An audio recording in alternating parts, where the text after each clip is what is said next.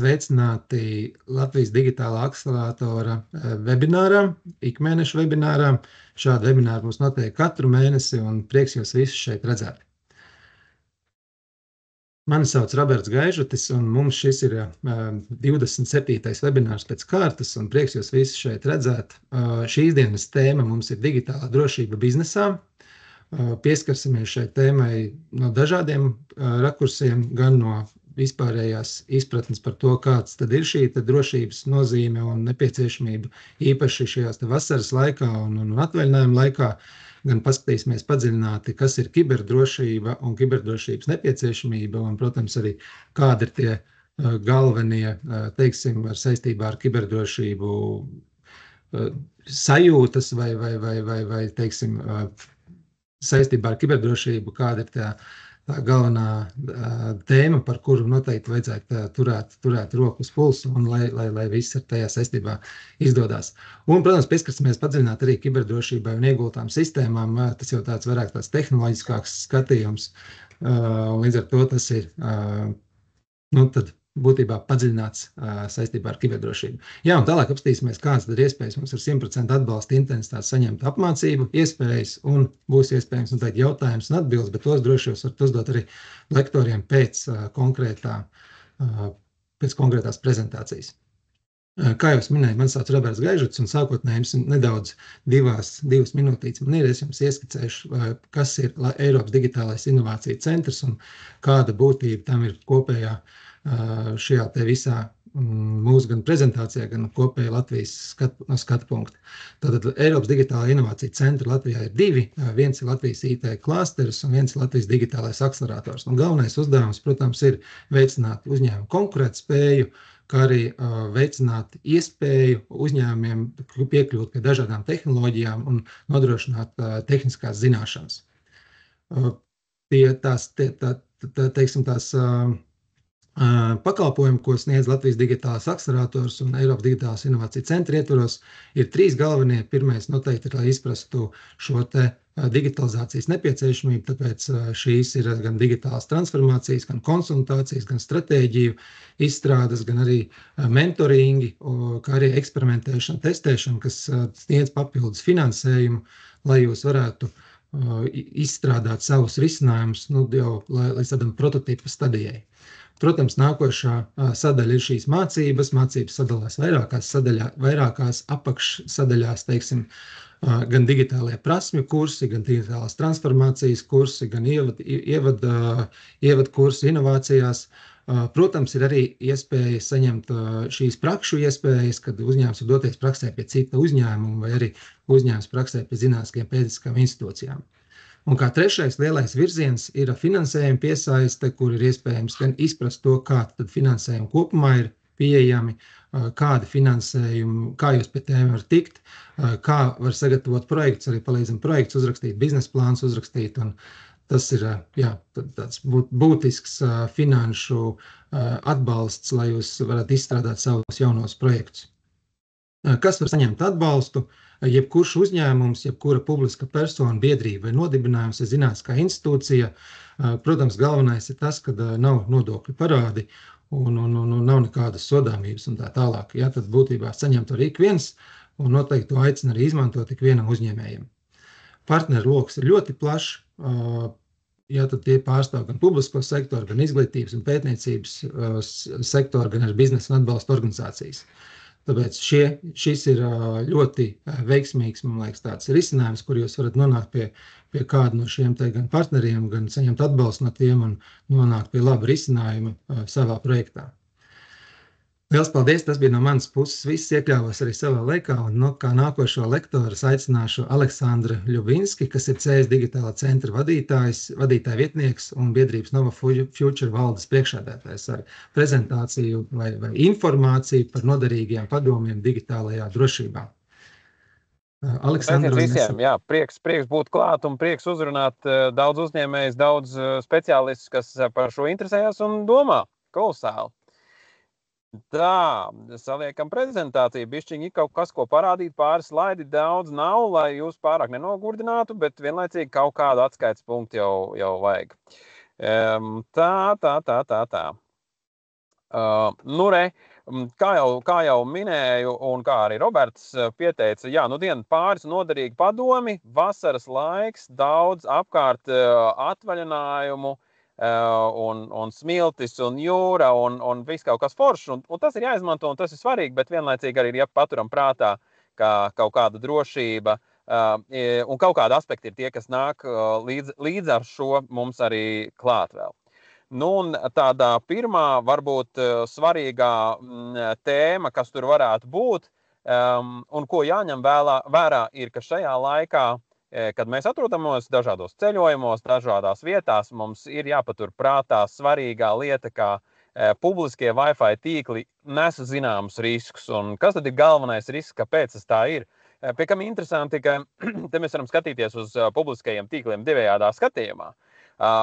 Daudz ko runā par to, ka bīstami ir tie atvērtie tīkli, kuros tu var pieteikties bez paroles un kuru nav nekā aizsargāt. Un tā bīstamība jau ir tajā, ka ja vienlaicīgi jūs atrodāties bezvadu tīklā, izmantojot Wi-Fi pieslēgumu vai ar telefonu, vai ar datoru, kurā vienlaicīgi ir daudz citu cilvēku, jūs nekādi īsti nespējat kontrolēt, ko tad tie pārējie cilvēki šajā tīklā vai iekārtas šajā tīklā dara. Un tas, kas ir īpatnība, ka ja kāda iekārta atrodas tīklā kopā ar jums, tad viņai ir zināmas iespējas arī manipulēt ar šo tīklu un arī izdarīt kaut kādas zināmas satura kopēšanas funkcijas, kas arī ir tā bīstamā daļa. Tāpēc svarīgi paturēt prātā, ka ir jāmēģina izmantot VPN savienojums, tāda īpaša tehnoloģija, kas ļauj jums pārnest savu esamību no tīkla uz savu iekšēju tīklu tādā drošā manierē. Un tas, kur tas ir tāda īpaši nozīmīga lieta, ir, ja jūs izmantojat resursus, kas atrodas jūsu tīklā, kā pieeja serverim, kas ir lokālā tīklā jūsu darba vietā un tam līdzīgi. Tā ir tā lielākā bīstamība. Ja jūs pieslēdzaties attālināti kādam datoram jūsu organizācijā, tad arī šeit. Tur, kur mēs izmantojam vairāk vai mazāk drošus ar autorizāciju risinājumus, kas ir mākoņu pakalpojumi, tur tā riska nav tik liela. Un vēl svarīgā lieta, ka atceramies, ka arī tie tīkli, bezvadu tīkli, kur jūs pieslēdzaties kafejnīcā ar tur redzamu paroli, kas it kā tad liekas, ka ir drošāk, jo ir taču ar paroli, tad šādu pašu paroli varēja dabūt jebkurš cilvēks, kas tajā tūmā atradās kafejnīcā, un pie tam, pat tad, ja viņš to izdarīja vakar, aizvakar vai pirms mēneša, viņš jau visu laiku var aiziet tur un pieslēgties. Diez vai kafejnīca tik bieži to paroli maina, līdz ar to ļoti iespēja liela, ka jūs neesat vienīgais šeit tīklā. Nākošais, kas varbūt ir svarīgs atvaļinājumu laikā, ir paturēt prātā ierīču un kontu drošību, un par ierīcēm domājot gan par datoriem, izteikti vairāk par datoriem, telefoniem dēļ dažādiem norēķinu iespējām un citām lietām. Mēs esam salikuši visādas drošības paroles, vai tur ar pirkstu nospiedumu, vai ar kaut kādu paternu, ko mēs tur sazīmējam pa bumbiņām vai vēl kaut ko.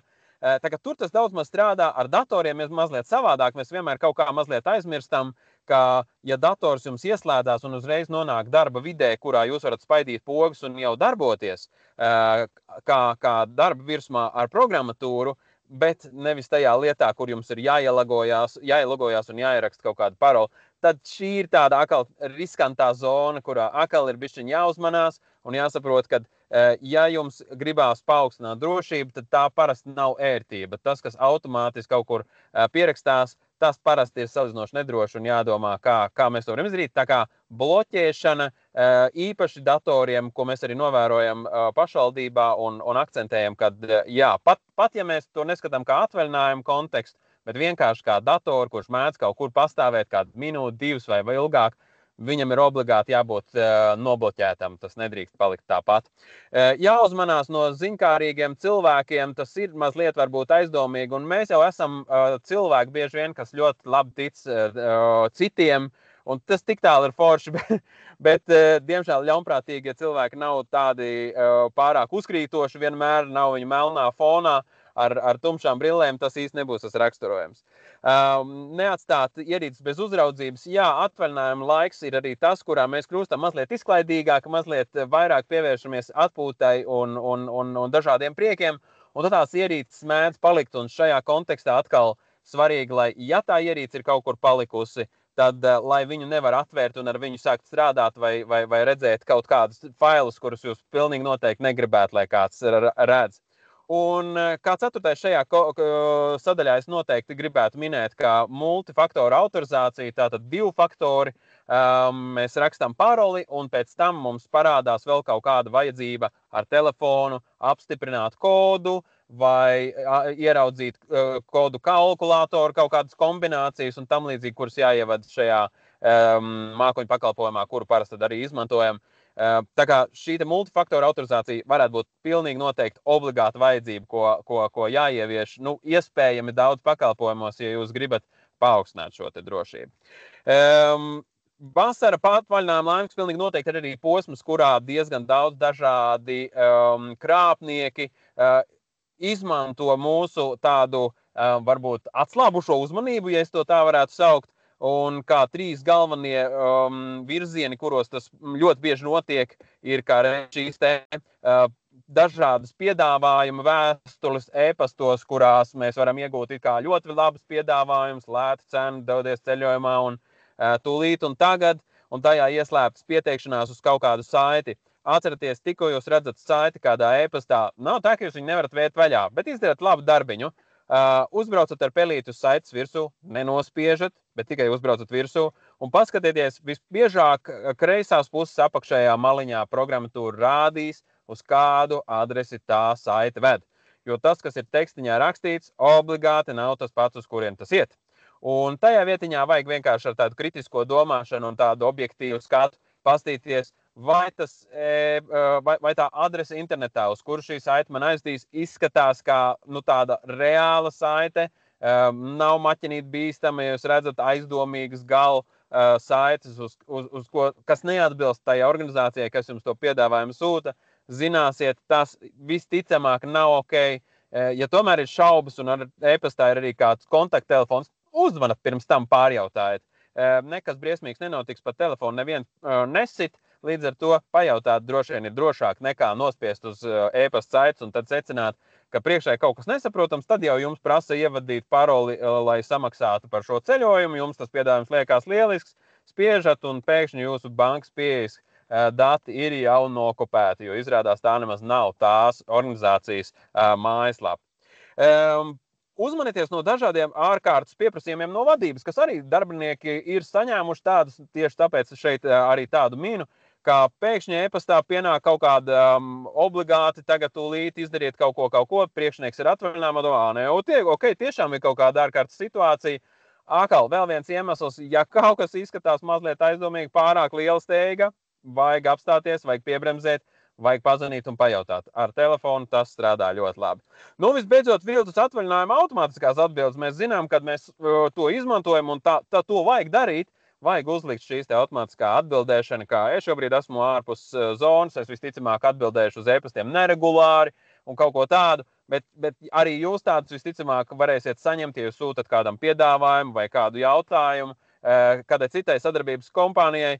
Paskatieties, kas tur nāk apakaļ, jo atkal ir kaut kāds vesels lērums, kādā veidā var saņemt informāciju par to, ko jūs meklējat, ar ko jūs sadarbojaties un tam līdzīgi, un atsūtīt jums šādas e-pasta vēstules pat tad, ja jums tā īsti neko no viņiem nevajag, un jūs domāsiet, ka, mans klients tur kaut kādu atsūtīs man stāstu, varbūt man jāpārbauda, kas ar viņu tur notiekās, un jūs uzspiedīsiet uz saites, un tālāk viņš vedīs jau jūs pa pilnīgi tādu ceļu, kurā jūs neprognozējat, kas tur galā nonāk. Tā kā tas ir vēl viens ieteikums.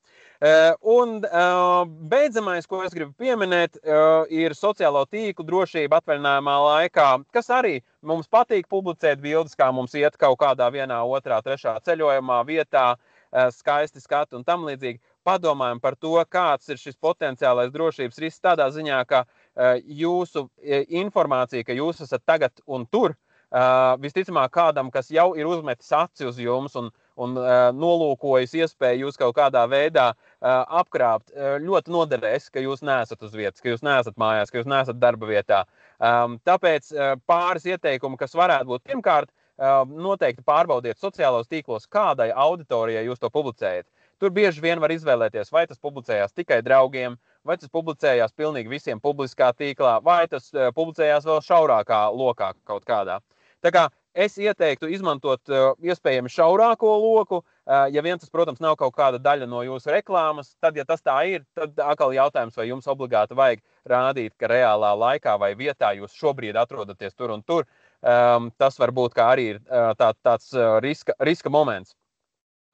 Pilnīgi noteikti dažādas zādzības var notikties, ja kāds zina, ka jūs neesat šobrīd mājās vai neatrodaties tiešā uzņēmuma tūmā, jo tas nozīmē, ka teiksim, kontrolas mehānismi šajā brīdī ir mazāk darbīgi nekā citā situācijā. Un visbeidzot, arī šie pieejamības līmeņi, par kuriem jau arī minēju, ka skatāmies, kurā vietā, kādā sociālā tīklā tieši par ko mēs publicējam, un vai tas ir vajadzīgs tieši šobrīd. Varbūt, ka mēs varam par to ceļojumu pastāstīt kādu dieniņu vēlāk, kad esam atgriezušies, un tad tas risks būs krietni mazāks. Noslēdzot savu stāstāmo, gribu jums novēlēt, lai jums ir droši atvaļinājumi, lai jums ir foršas brīvdienas arī šajā vasarā. Varētu teikt, ka beidzot varbūt vasara būs atnākusi uz Latviju arī, un arī pie mums tepat varēsim baudīt kādu saules mirkli. Bet lai nu kā, drošība ir svarīga lieta, atcerieties, drošība nekad nav vērta. Viņā vienmēr būs bišķiņ piņķeris, bišķiņ grūtāk kaut ko ievadīt un prasīs vairāk nekā mēs varētu gribēt, lai automātiski viss notiek. Bet tas ir tikai mūsu pašu labā, lai šī drošības risku līmenis krietni vien tiktu koriģēts tajā virzienā, kur jūs jūtaties droši, pārliecināt, ka jūsu dati nekur nepazudīs, ka neviens nebūs pieslēdzies jūsu sistēmā tā, kā nevajadzētu, un tad jau arī jums viss izdosies un būs atvaļinājums bez kreņķiem. Robert? Liels paldies, Aleksandr. Jā, tas arguments par to, ka bildes un visas tos savus labos storijas liekam varbūt nedaudz ar novēlošanās, tas, man liekas, ir ļoti vērtīgs, un tas noteikti arī jāņem man vērā.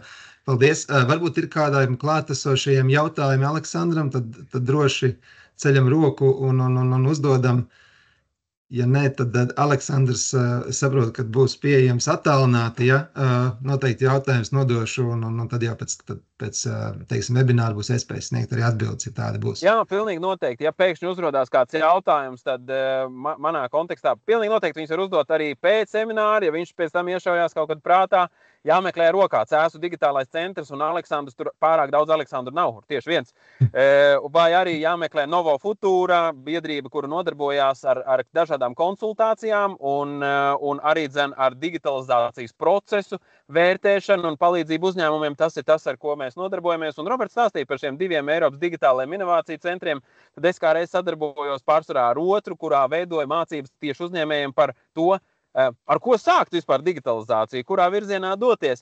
Tur ir tāds mācības Kickstart, tā kā ja jums tas virziens interesē, sameklējiet un tiekamies klātienes mācībās, kas 4 dienu garumā, ir tāds laiks padomāt par to uzņēmumiem. Jā, liels paldies, Aleksandra. Tieši tā, ja īsti nav skaidrs, uz kurien tiekties un ko darīt, tad viens variants ir IT klasters, otrs variants arī mēs varam nodrošināt šīs konsultācijas par digitālās stratēģijas un izpratni, uz kurien doties un ar kādiem pakalpojumiem vai kas ir nepieciešams, lai uzsāktu savu digitālo virzību uz priekšu. Liels paldies, Aleksandra! Jā, liels paldies, un jautājumi būs droši rakstīšu. Paldies un veiksmīgu dienu. Kā nākošais aicināšu Kristapu Felsenberga kungu, Vidzemes augstskola kiberdrošības inženierijas studijas programmas direktoru. Lūdzu, Kristap. Jā, sveiki, labdien visiem klātesošajiem. Es ceru, ka var mani dzirdēt un redzēt. Es arī līdz dalos ar savu ekrānu prezentāciju. Ceru, ka ir redzams. Jā, dzirdam un redzam. Viss kārtībā. Super, jā. Jā, prieks redzēt, ka esam savākušies diezgan kupls skaits klausītāji. Es esmu Kristaps Felsenbergs. Kā jau Roberts pieteica, vadu kiberdrošības inženierijas studiju programmu maģistriem Vidzemes augstskolā, bet arī ar otru kāju esmu industrijā un vadu savu uzņēmumu Rautedin. Mēs konsultējam kiberdrošībā dažādos jautājumos. Šobrīd NIS2, Nacionālais kiberdrošības likums, noteikti ir aktuāls un, protams, arī inženieru tehniskas uzdevumus veicam, palīdzam. Bet šodien es jums ar savu prezentāciju pastāstīšu, došu nelielu ieskatu Kas tad ir digitālā higiēna, jeb digitālā pratība, kā mēs to varbūt saucam, definīcijas ir dažādas, bet tas viss saistās par un ap mums pašiem, jo lai vai kādas tehnoloģijas, aizsardzības līdzekļus un infrastruktūru mēs izmantotu, protams, kad aiz tā visa slēpjas cilvēks, aiz tā visa esam mēs paši, tāpat tās arī ir šī ļaunā puse kiberuzbrucēji. Šeit es savā pirmajā slaidā esmu ielicis šos divus kungus, noteikti visi atpazīstat, Hariju un Māru, no Viens pats mājās filmas, un tur, protams, kad tā teikt, uz ielas redzot šādus divus tipiņus, mēs pilnīgi skaidri saprotam, ka kaut kas nav tīrs, kaut kas tur slēpjas, bet kā to visu saskatīt aiz ekrāna, to ir iespējams izdarīt, ja mēs esam paši izglītojušies, ja mēs paši spējam atpazīt šīs nianses, arī iepriekšējie kolēģi jau minēja, tad ir lietas, kurām jāsako līdzi. Bet vispār, kas tad var noiet greizi? Šī bilde varbūt no kādām siltākām zemēm ir redzēts arī citas interesantas situācijas, kur vesela ģimene braukā uz motocikla. Bet tā tāda analoģija par kiberdrošību. Kiberdrošībā viss jau sākas ar to, ka mēs spējam izvērtēt riskus. Tad, ja no biznesa skata punkta mēs skatāmies, tad, protams, katram biznesam ir sava mājaslapa, e-pasta sistēma, varbūt e-komercijas platforma, dažādas citas sistēmas, kur šī kompānija apstrādā datus, koplieto datus ar saviem biznesa partneriem. Un kas notiek, kāda no šīm sistēmām nestrādā? Cik lielu iespēju tas rada uz biznesu? Tajā pat stundā, tajā pat dienā, ja diena nestrādā sistēma, vai pat ja nedēļa nestrādā sistēma, vai biznesa vispār vēl var pastāvēt. Tāpatās arī no privātas personas skata punktu mēs varam ņemt par piemēru savu mobilo telefonu. Kas notiek, ja jums vienā brīdī šis telefons vairs nav pieejams? Uz telefona jums ir tātad e-pasti visi pieejami, citas aplikācijas, sociālajie tīkli, maksājuma sistēmas, bankai pieeja, Smart ID, e-paraksts, un ja kāda no šīm sistēmām nav pieejama, tad kā tas traucē jūsu ikdienu? Vai jūs nespējat par kaut ko samaksāt, vai jūs nespējat reaģēt, atbildēt uz kādu ziņu un tā tālāk. Tā kā, ja kādreiz es teicu, kad mēs visi zinājām, kāda pasi ir jāsargā, ID-karti ir jāsargā, nevienam nevar dot, tad šobrīd principā ir tā, ka šos dokumentus jūs varat izkārt, tā teikt, pie centrālā ziņojuma dēļ, pilsētā vai publicēt sociālajos medijos un nekas nenotiks, bet, ja kāds tiks klāt jūsu telefonam, tad var notikt diezgan lielas ziepes, tā teikt. Un runājot par tādām kā aktualitātēm, protams, kad kiberuzbrucēji neguļ, neņem atvaļinājumus, visu laiku rūpīgi darbojas, par to arī liecina dažādi sociālai tīkli, tas pats LSM un arī citos Latvijas sociālajos ziņu portālos mēs varam atrast ik pa laikam diezgan tādas skarbas aktualitātes, kad tas tika apkrāpts, datu noplūde notikusi un tā tālāk. Bet, ja mēs gribētu tādu globālāku situāciju paskatīties, man ļoti patīk tāds portāls The Hacker News, un es šeit esmu izkopējis ārā rakstiņus, jūs redzat datumi ir pagājušās nedēļas beigas, pa brīvdienām tāds klusāks periods parasti, bet katru dienu apmēram 10 tādu diezgan šokējoši virsraksti tur parādās vispasaules līmenī globāli, un tas tikai liecina par to, ka kiberuzbrucēji ir ļoti aktīvi, un tā ietekme ir patiesībā diezgan katastrofāla. Piemēram, šeit arī viens no virsrakstiem vēsta par to, ka sociālās inženierijas rezultātā ir ietekme arī uz aviolīniju drošību, jo tad, kā jūs redzat, diezgan augsti mērķi tiek izvirzīti. Tas nav tikai tā teikt, iegūt pieeju jūsu sociālo tīklu kontam, bet jau tādu kritisko infrastruktūru arī diezgan bieži skar. Tāpat, ja mēs paskatāmies no zinātniskā skata punkta, šis raksts tika publicēts pagājušā gada aprīlī, tātad apmēram gadu atpakaļ, bet tādu diezgan lielu tvērumu parāda, kā tad Latvija izskatās uz kopējās pasaules fona. Šis raksts, šis pētījums pētīja kiberuzbrukumu tā teikt, ietekmi, profesionāli izpildījumi un vajadzīgos tehniskos, tā teikt, tehniskās iemaņas, lai šos kiberuzbrukumus veiktu, ja, un Latvija ierindojās 20. vietā, ja, no tāda skatu punkta, protams, kad Krievija, Ukraina, Ķīna, arī Amerika ir, ja, saraksta sākumā, bet mēs neatpaliekam diezgan tālu no šīs augšpuses, ja, tā kā arī Latvijā diezgan intensīvi gan darbojās kiberuzbrucēji, gan arī ir mērķis kiberuzbrucējiem, ja, tā kā mēs esam diezgan tuvu šeit topā augšgalā. Ja. Bet tālāk parunājot nedaudz par šiem trim rādītājiem, tātad nauda, laiks, drošība, viņiem, protams, ka vienmēr ir kaut kāda korelācija, jo mums vairāk ir nauda, jo teorētiski mēs varam uztaisīt labāku drošību, jo vairāk laiks ir, varbūt arī mēs varam investēt vairāk naudu un tikt pie galā lielākas drošības, bet dažādos rakursos varam ar šiem trim atslēgas vārdiem spēlēties un tikt pie noteiktiem rādījumiem, ja? Bet tas arī kaut kādā ziņā asociējās tālāk uz noteiktiem risinājumiem, piemēram, bieži vien man prasa uzdod jautājumu, Kristap, cik droši ir banka, varētu ar savām zināšanām uzlauzt banku, ja? Un es parasti atbildu, cik daudz ir nauda, tas arī to izteiks, ja, jo neviena sistēma nav neuzlaužama. Protams, kad visas paroles,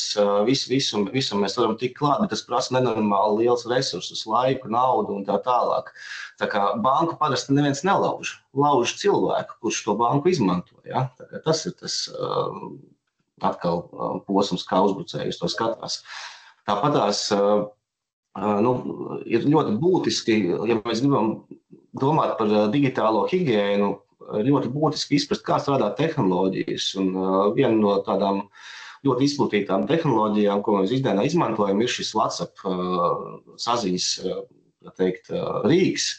Un katru jaunu saraksti, kad mēs sākam, parasti WhatsApp saka, ka šī saraksta ir end-to-end encrypted, tātad no viena gala līdz otram šifrēta, pat WhatsApp nevar izlasīt šīs ziņas. Bet, iepazīstoties un pameklējot arī publiski pieejamu informāciju internetā, principā šo ir diezgan jāapšauba. Tāpēc, ka end-to-end nenozīmē no jums līdz tai otrai personai, bet no jums līdz WhatsAppam, un tad no WhatsAppa tālāk līdz tai otrai personai. Tātad divi šie kanāli ir divas saites, un pa vidu WhatsApps tomēr visdrīzāk var izlasīt un atvērt šīs ziņas. Tāpatās arī publiskā informācija vēsta, kad principā WhatsApps arī filtrē dažādus konkrētus atslēgas vārdus. Tā teikt, ja jūs runājat par narkotikām, terorismu un tā tālāk, ja tad šie atslēgas vārdi tiek paņemti. Pirms šī atslēgas vārda kāds fragmentiņš tiek saglabāts un pēc. Ja, tātad, un tas fragments tiek, protams, automatizēti izanalizēts. Ir dzirdēts arī, kad WhatsAppā, kurš pieder Facebookam, ja, šobrīd tur ir jau konkrēta cilvēku grupa, kas arī spēja analizēt noteiktos gadījumos, ja tālāk šīs ziņas. Tā kā es teiktu tā, ne visam var uzticēties, ko mēs redzam, kas ir rakstīts, arī plaši izmantotās tehnoloģijās. Tātad tipiskā kiberuzbrucēja stratēģija, protams, kad, ko viņi grib naudu vai viņi grib datus, kurus var pārdot pēc tam naudu. Kā pie šiem datiem tikt, vai šīs naudas tikai un vienīgi caur jums. Ja, tātad mums ir jāpadomā, vai mēs esam vājākais ķēdes posms. Un lai mēs nebūtu šādi, tad tālāk nedaudz ieskicēšu par izglītības iespējām Vidzemes augstskolā, kiberdrošības inženierijas studiju programmā. Jāsaka gan, ka līdz kiberdrošības inženierijas studijas programmai ir ceļš, protams, ka caur bakalaura grādu pirmkārt, ja, tātad arī Vidzemes augstskola piedāvā informāciju tehnoloģiju studiju programmu bakalaura grāda līmenī, kur, protams, ka dažādi standarti eksaktie priekšmeti, programmēšanas valodas tiek apgūtas arī mākslīgā intelekta un virtuālās realitātes pieskāriens, bet tiek dot iespēja arī izraudzīties jau specifiskus datu drošības un aizsardzības kursus, kas kalpo kā labs iemets turpināt studijas maģistros kiberdrošības inženierijā, kur jau mēs sīkāk skatāmies gan pārvaldības sfērā, gan inženierijas sfērā dažādos priekšmetos. Tātad kiberdrošības politikas kurs mums ir reversās inženierijas kurs, mums ir kibernozieguma analīze, un dažādi citi specifiski interesanti kursi, un kas apkopo principā to kvalifikāciju, kas tālāk tiek iegūta. Tātad beidzot kiberdrošības inženierijas maģistra programma jums ir tātad kiberdrošības pārvaldnieka kvalifikācija plus profesionālais maģistra grāds kiberdrošības inženierijā. Tātad 2 vai 2,5 gadi, atkarībā vai jums ir profesionālais vai akadēmiskais bakalaura grāds.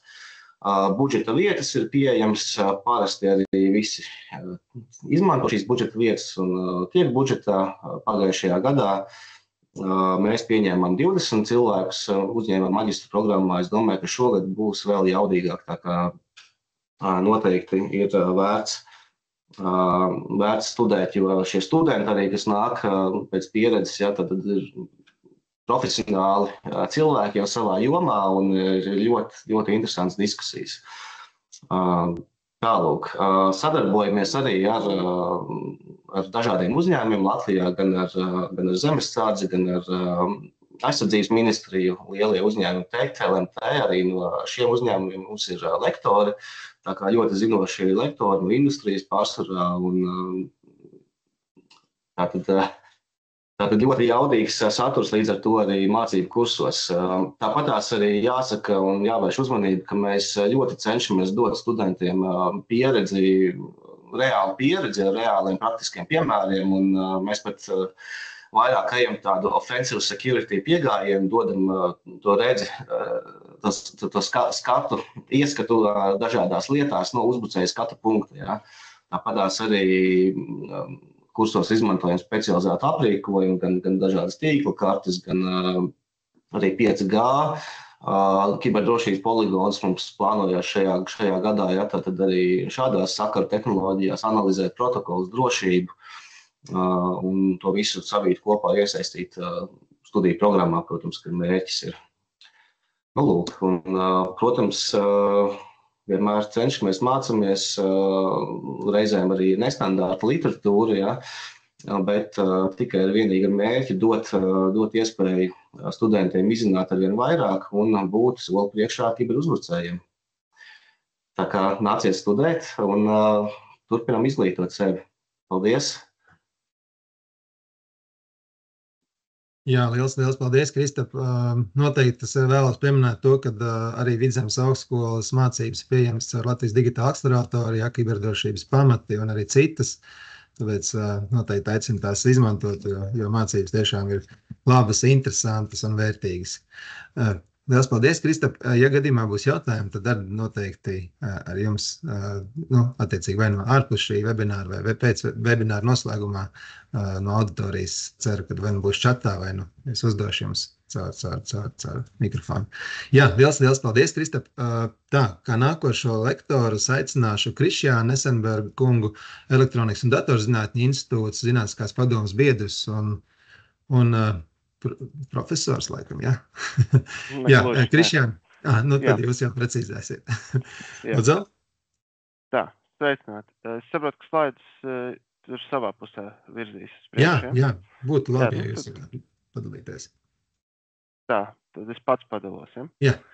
Labi, tā, ok, tad es tūlīt padalos. Tā.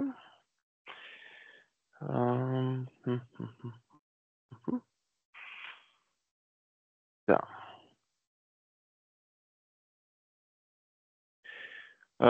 Lūk, jā, tātad šodienas tā saruna, turpinot drošības tēmu, tad es arī pastāstīšu par kiberdrošību, bet tas mans piedāvājums lekcijai ir mazliet no citas skatu punkta. Tas ir tāda, varbūt augstāk līmeņa vadītājiem izprast, par ko jādomā, kas jāņem vērā, ja jums ir kaut kādas darbības ar ieguldījām sistēmām un sensoru tīkliem, kur varbūt daļa no kiberdrošības lietām pārklājas un daļa varbūt ir nedaudz savādāk. Tad īsumā, kas es esmu, ko es daru, tad minēja, ka Zinātniskās padomes dalībnieks un laboratorijas vadījis Elektronikas datorzinātņu institūtā. Pat es jau esmu nedaudz virzies tālāk, tad es Elektronikas datorzinātņu institūtā joprojām esmu pētnieks, mēdzu pasniegt lietas Latvijas Universitātē un Biznesa augstskolā, bet es jau arī esmu pievienojies LMT komandai, kas te arī jau tika minēts tur, tā kā tur tad arī es nodarbojos ar pētniecību. Lūk, Elektronikas datorzinātņu institūts tātad darbojās ar dažādām viedu iegultu sistēmu izveidi, sākot no pašbraucošu auto tehnoloģijām, beidzot valkājumajām sistēmām, robotu, automatizācijas, datorredz un tā tālāk. Tā kā tur tas spektrs ir varbūt diezgan plašs un arī attiecīgi sanācis sastapties ar dažādām dīvainām vai netik dīvainām drošības lietām, par kurām tad es arī lielajā kursā mēģināšu pastāstīt un šodien šo to pieminēt. Institūts ir ar plašu pieredzi starptautiskā sadarbībā, te ir daļa no partneriem, ar ko ir nācies sadarboties, tā kā tas nav tikai kaut kāds neliels lokāls problēmas, tas jau tā plašāk. Bet, tad kāpēc par to kiberdrošību ir vērts runāt atkal un dažādos veidos, tad tas, kas bieži vien nav tā no pirmā acu uzmetiena skaidrs, ir, ka mums ir īpaši jaunos inovatīvos projektos ir ļoti daudz dažādi šie abstrakcijas un sarežģītības līmeņi, un jo mums ir zemāka abstrakcija, tad tuvāks realitātei dzelžiem, jo mums kompleksitāte principā pieaug. Attiecīgi, mums ir vajadzīgi dažādi speciālisti, dažāda līmeņa šīm inovācijām. Ja mēs izstrādājam aplikāciju, tad tas ir cita līmeņa speciālists, nekā ja mums varbūt ir kaut kas jādara jau zemākā līmenī ar kaut kādu mašīnu kodu, elektroniku un tā tālāk. Tad tur mums ir nepieciešami dažādi speciālisti. Un ja mēs runājam par drošību, tad vēl jau vairāk tiem speciālistiem ne tikai ir jāsaprot tā līmeņa problēmas, bet arī drošības problēmas, kuras pašas par sevi arī ir tā teikt, specializācija. Attiecīgi ļoti maz ticams, ka jums būs viens cilvēks uzņēmumā, kurš reāli spēs darīt drošību gan tīklos, gan mākoņu risinājumos, gan iegultās sistēmās, jo katram kaut kādā ziņā būs jāsaprot citas lietas, un tur bieži attiecīgi arī uzņēmēji kļūdās, teiksim, pieņem varbūt ļoti labu ekspertu drošībā, kurš varbūt neko nezina par iegulto daļu, vai arī otrādi cer pieņemt cilvēku, kurš saprogrammēs viņiem jauno iegulto aplikāciju, bet nezinās, uz kā viņi griežās un kādas tur ir tās drošības jautājumi.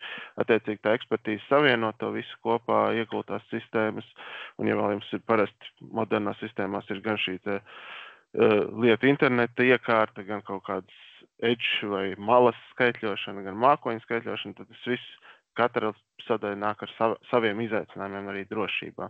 Attiecīgi visticamāk, ka labam produktam vajadzēs vienkārši gan pareizos cilvēku resursus, gan pareizos partnerus, kas ļaus to visu salīmēt kopā gana droši. Lūk, par fiziskajām iekārtām tātad tur ir daudz izaicinājumu, bet tad dažus pieminot, bieži vien, ja mums ir, tā teikt, izstrādātāji, kas veido jaunu kaut kādu inovatīvu iekārtu, tad uz elektroniku sākotnēji skatās kā uz melno kasti, kur mums ir elektronika, kura kaut ko dara, uz viņas virsū mēs varam uzlikt kaut kādu savu iegulto programmu, vai varbūt, kad mums jau ir augstāka līmeņa aplikācija telefonā, kura saņem signālus tur no tās iekārtas un kaut kas notiek, bet precīzi kā tas notiek, attiecīgi bieži vien viens cilvēks nevar zināt, un tur tad rodas mums tie dažādie riski.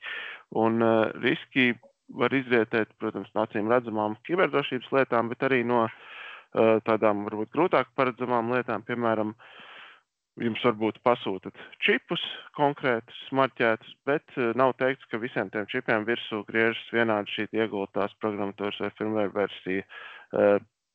Un nav varbūt uzreiz pat skaidrs, pat ja jūs pamanat, ka viņi atšķirās, teiksim, citā batčā, ko jūs pasūtījuši, vai tas ietekmē kaut kādā veidā jūs drošību, kas ir mainījies, kas notiek. Attiecīgi, tāda tipa lietas arī būtu jāapsver.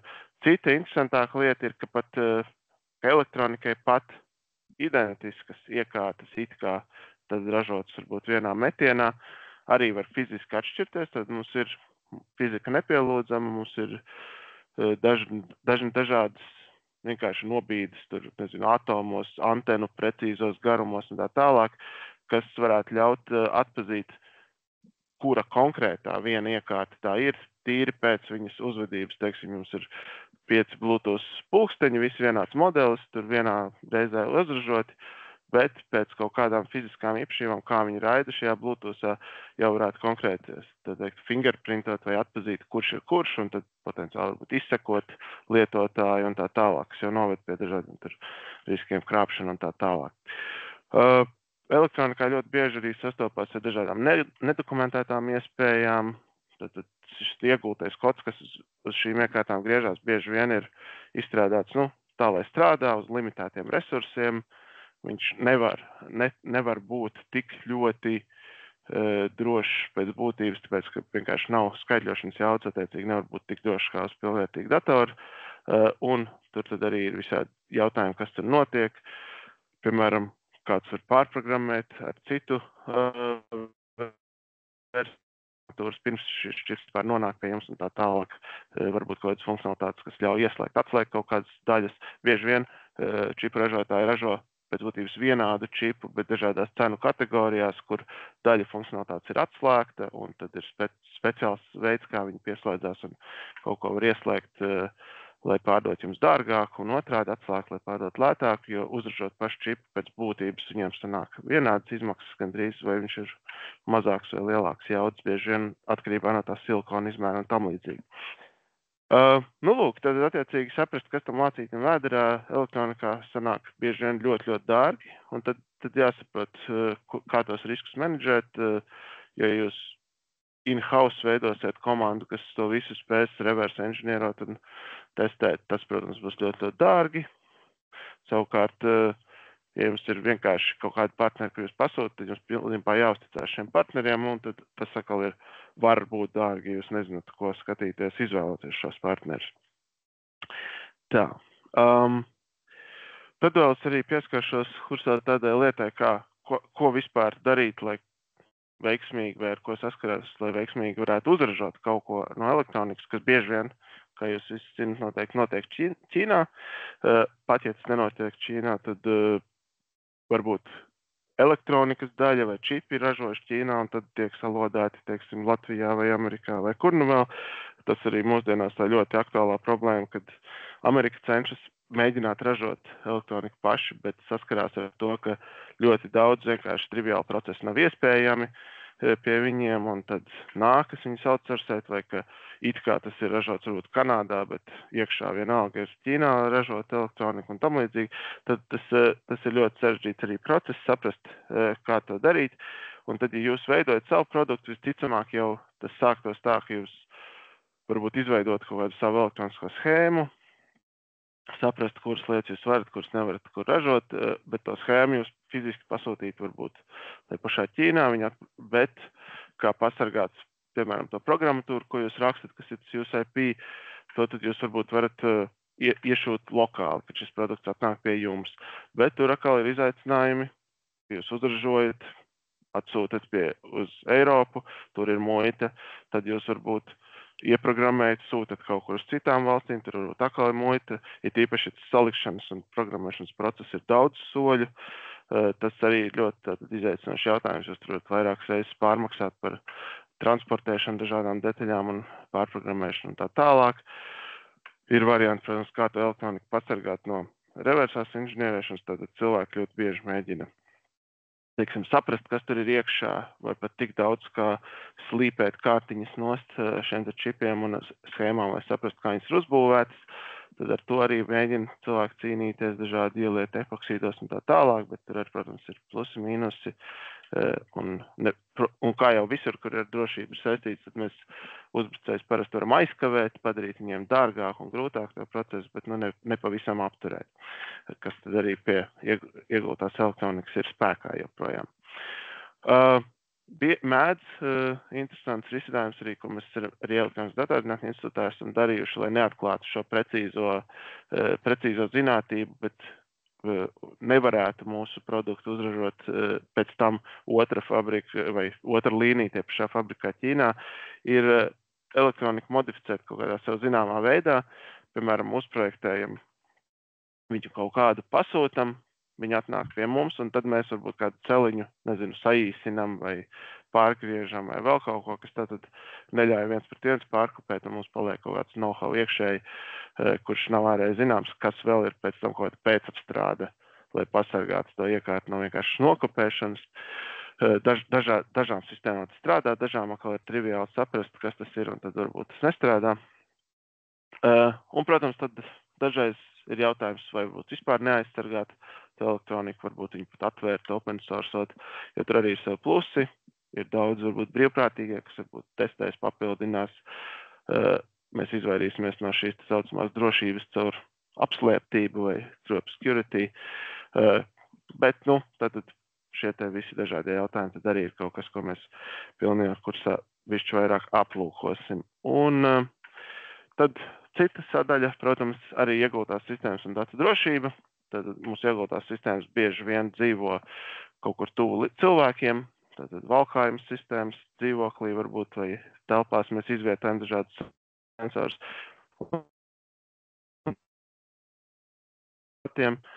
Nepārkāpjot cilvēku privātumu, tīpaši tādā Eiropā, kur tas bet arī, protams, kopumā, lai jūs uzņēmums neiekrist uz to, ka jums ir slikta datu pārvaldība, kas noplūst, un tad ir slikts PRs un tam līdzīgi. Tas tur arī ir visi šie te jautājumi. Tā skaitā bieži vien ir dažādas kļūdas datus anonimizējot, kuras tomēr ļauj beigās nokorelēt, kas tā pa informāciju, tad tur, paslēpj tur varbūt cilvēku vārdus, bet nepaslēpj viņu dzīves vietu un dzimumu un kaut kādu izglītības līmeni, no kā jau kaut ko var izspiest un tā tālāk. Viss kaut kādi risinājumi, protams, kriptogrāfija, tātad pārsūtot datus, ļoti svarīgi tagad mūsdienās jautājumi par to, ko darīt ar mašīnu mācīšanos un šiem datiem, vai AI, kā mums patīk saukt. Tātad mēs varam apmācīt lietas uz mūsu šiem datiem, kuras tad bieži vien tas modelis var nejauši iekļaut šos mūsu datus, tad kā to paslēpt. Šī federētā mācīšanās, ka varbūt telefons vai tā iekārta lokāli var kaut ko mācīties, un tad tikai modeli nepārsūtīt datus nemaz uz centrālu serveru un tā tālāk. Arī tur ir savi drošības izaicinājumi, tur nāk vēl visādas citas tur metodas, kā to risina mazāk vai vairāk veiksmīgi, tā kā arī tas tad jāņem vērā. Tā, es jau iespējams seju bišķi pāri laikam. Lūk, bet jā, tad kopumā par to fizisko iekārtu drošību tad ir mums, diemžēl, visi tie paši jautājumi, kas ir tīri programmatūras un kiberdrošībai, plus vēl nāk mums kaudzīti ar šiem fiziskiem problemātikas jautājumiem, kas rodas gan no kompleksitātes, gan no tā, ka vienkārši šīs iekārtas bieži vien tuvāk var būt cilvēkam, un viņas ir nesaprotamākas, nav skaidrs, ko viņas tieši dara. Plus jums, protams, arī visi jautājumi ir, kā atjaunināt šīs iekārtas, kas ir grūtāk nekā iekārtas, kas ir vienmēr pieslēgta internetam, varbūt jums viedo termostatu vai kaut ko tādu nemaz neslēdzat internetam, bet ja viņš netiek atjaunināts ar laiku, atklājas drošības caurumu, kas ar to notiek, un tā tālāk. Vēl mums ir vesels jautājums sērija par kvalitātes apsvērumiem, tātad, ja jūs ražojat elektroniku, tad parasti viņi ir jāsertificē, lai viņi atbilst kaut kādiem kvalitātes standartiem, kā tas notiek. Viņi var raidīt nepareizi, un tad pie jums var ierasties cilvēki melnos busiņos, ka viņi raida par stipru vai trokšņo kaut kādās spektros un tā tālāk. Viņi var vienkārši uzsilt par daudz, kas ir risks, ka varbūt māja nodeg, ja kāds, teikšana, to iekārtu pamet zem kaut kāda aizskara, pieslēdz kaut kur vai tam līdzīgi. Varbūt viņa atbalsta kaut kādas frekvences, kuras konkrētā reģionā ar likumu ir aizliegtas, bet citā varbūt Amerikā ir atļautas, un tad kā jūs to varat menedžēt, lai šīs kur nepieciešams šīs frekvences darbojas, bet lietotājs citā reģionā viņas nevar ieslēgt nejauši, un jums nav problēmas ar to. Un tad, protams, kā to visu testēt, validēt ar rokām, tas būs ļoti lēni, tā kā bieži vien tiek izstrādāts atsevišķas iekārtas, kas ļauj testēt iekārtas dažādos veidos, un tas arī ir vesels liels izaicinājums, kā to izstrādāt korekti un notestēt to, ko jums vajag notestēt, nevis kaut ko citu. Institūtā mums arī ir tāds rīku kopa, šis testbeds, kas ļauj palīdzēt ērtāk, ātrāk izstrādāt un testēt, par to es arī tad pastāstīšu.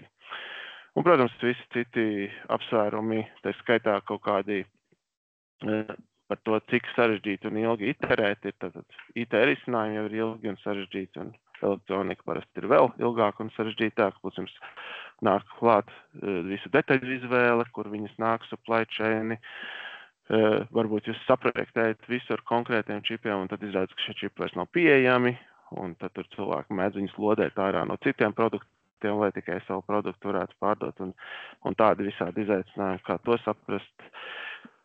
Plus, protams, visādas pavisam sarežģītāk fiziski izaicinājumi, ko var neparedzēt. Piemēram, klasiskais piemērs ir par tranzistoriem un lāzeriem. Tad mums ir viss šīs gudrās iekārtas, kuras ar mikrofonu ar jums sarunājas, bet kā izrādās, ka ne tikai skaņu mikrofons uztver, bet ja pa logu kāds ļaundaris iespīdina lāzeru staru mikrofonā, viņš var principā uz šiem tranzistoriem mainīt intensitāti un radīt it kā skaņu, kuru šis tranzistors uztvers mikrofons, tad reāli neskanot neko tādu pateikt jūsu tur Siri vai kam tur, lai viņš atver varbūt garāžas durvis, pat ja viņš fiziski tur ar balsi neko nepasaka.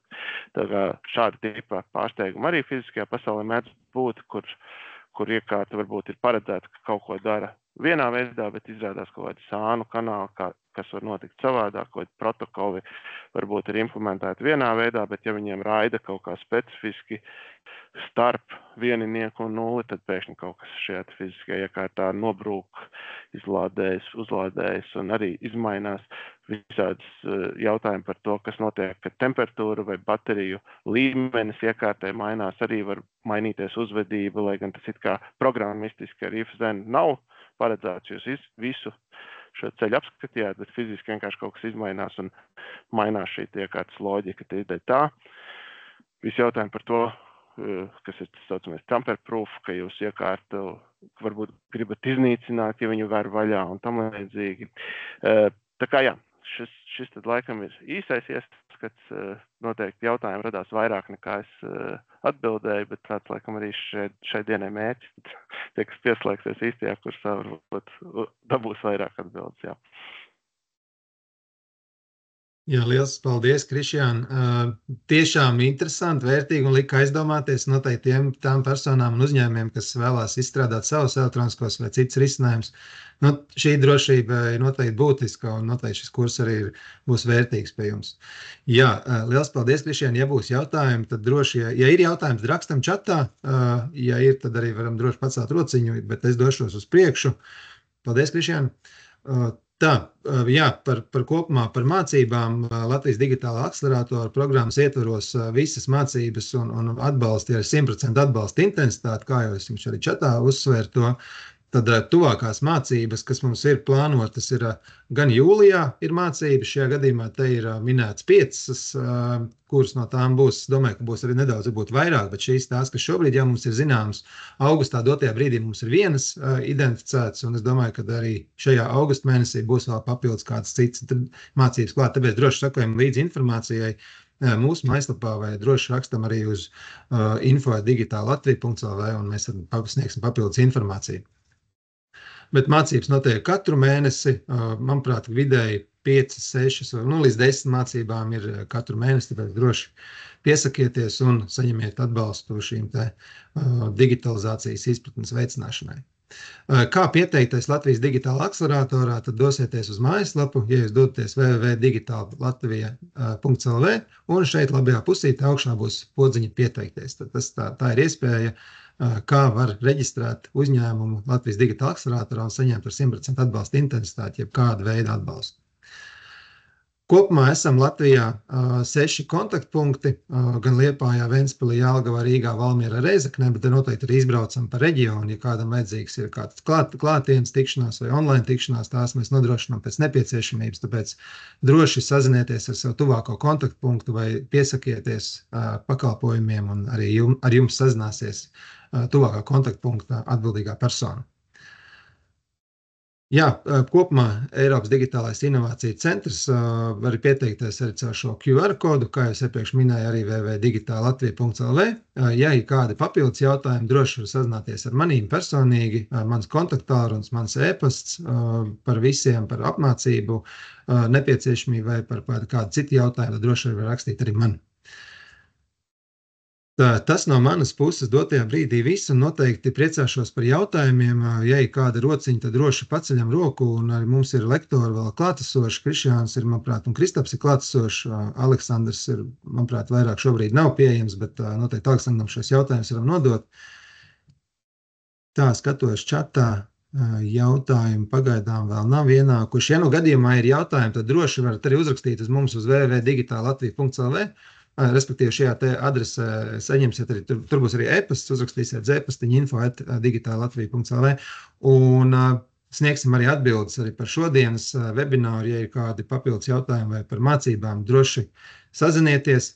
Liels jums paldies par pievienošanos šīs dienas webinārā un priecāšos jūs satikt jau nākošajā mēnesī, kur mēs runāsim jau par citu tēmu un izziņosim arī, es domāju, ka aiznākošās nedēļas laikā informācija, kad notiks tuvākais webinārs. Lai visiem lieliska vasara, kura ir sākusies, paldies par dalību, ja ir jautājumi droši rakstiet un uz tikšanos jau nākošajā mēnesī. Veiksmīgi dienu jums! Uz redzēšanos! Labu.